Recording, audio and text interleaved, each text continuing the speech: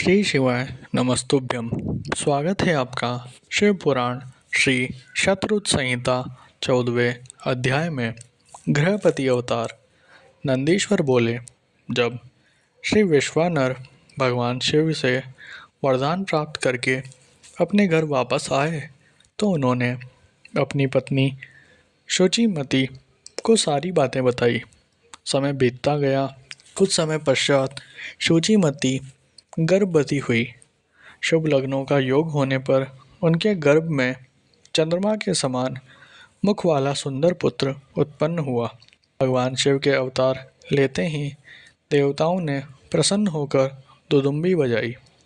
मरीचि, अत्रि, पुलह, पुलस्त्य, क्रतु, अंगिरा, वशिष्ठ, कश्यप, अगस्त्य, विभांड, मुंदल, लोमश, लोमचरण, भारद्वाज, गौतम, भृगु, गालव, गर्ग, जातकर्ण्य, हशाशर, आपस्तंभ, याज्ञवल्क्य, यज्ञ, वाल्मीकिक, शतातप, लिखित शिलाद, शंख, जमदग्नि, संवर्त, मतंग, भरत, अंशुमान, व्यास, कात्यायनी, कुत्स, शौनक, ऋष्यशृंग, दुर्वासा, शुचि, नारद, तुम्बुर, उतक, वामदेव, देवली, हारित, विश्वामित्र, भार्गव, मार्कंडेय, दारुक, धौम्य, उपमन्यु, वत्स आदि मुनि और मुनि कन्याएं और मुनिपुत्र भगवान शिव के गृहपति अवतार के दर्शन नो हेतु विश्वानर मुनि के आश्रम में आए। देवगुरु बृहस्पति के साथ ब्रह्मा जी और श्रीहरि, विष्णु, नंदी और भृंगी गणों के साथ भगवान शिव देवी पार्वती को साथ लेकर देवराज इंद्र, सभी देवताओं सहित तथा नागराज पाताल से सारी नदियाँ, पर्वत और समुद्र उन बालक के दर्शनों के लिए विश्वानर के आश्रम में गए। सभी ऋषि मुनियों, साधु संतों सहित देवताओं ने उस बालक के दर्शन किए।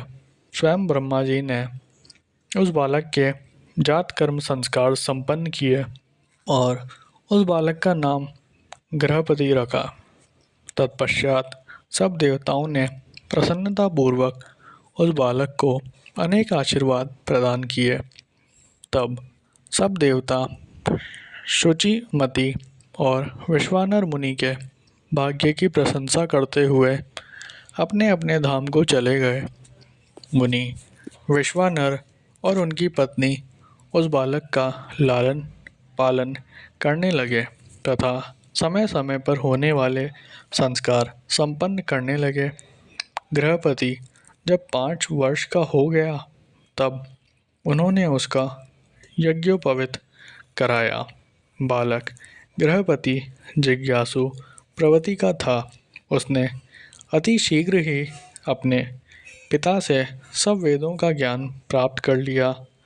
जब बालक 9 वर्ष का हुआ तो देवर्षि नारद उनके घर पधारे।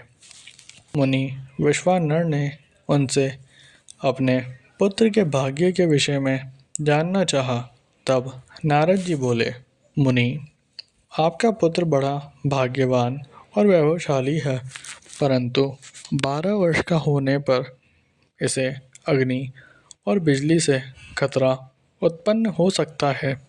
इसलिए आपको अपने पुत्र को अग्नि और बिजली के करीब नहीं जाने देना चाहिए। ऐसा वचन कहकर देवर्षि नारद उस बालक को अपना आशीर्वाद देकर वहाँ से चले गए।